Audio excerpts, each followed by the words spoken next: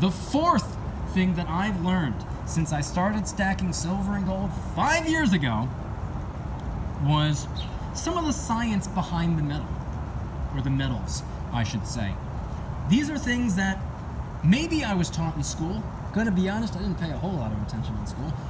But when it comes to chemistry, the periodic table, all of the different elements, silver's on there, gold is on there, Ag and Au, they're on there.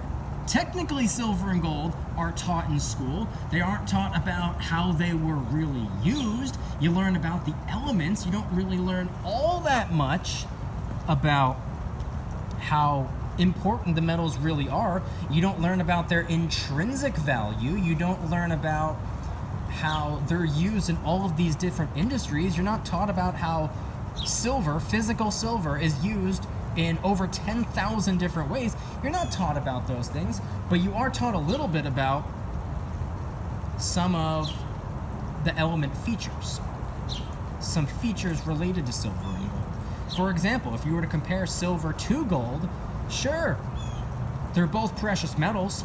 Sure, they're both used as a way of, hoping to preserve wealth long term and hedge against inflation long term, not short term, but years, decades, potentially generations down the road. Absolutely. But guess what? They're two different metals for two different reasons. Silver isn't just a white version of gold, and gold isn't just a yellow version of silver. No, they're completely different metals. They have different melting points. And on top of that, when it comes to silver coins and gold coins, oftentimes in many different countries, they will include silver and copper inside of their gold coins just to make the coin a little bit more dense. Why is that? It's because gold is a much softer metal and easier to bend than silver. So those are just a couple of different examples of ways that the metals are different. Yes, they're both precious metals. Yes, they're both used by us that are stacking them for similar reasons. But when it comes to the features of the metals, when it comes to the chemistry, when it comes to the elements, they're vastly, vastly different. It's not just about the price tag. It's not just about what spot price says. It's not just about how they look or what color they are. Oh, this one's prettier than that one. No, they're actually very, very different, and they're used in many, many, many different ways. There are certain things that silver can do that gold cannot. There are certain things that gold can do that silver cannot.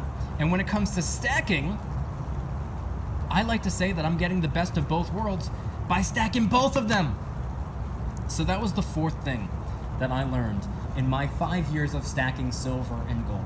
A little bit of the science behind the metals, or some of the features and the element factor, I guess you can say.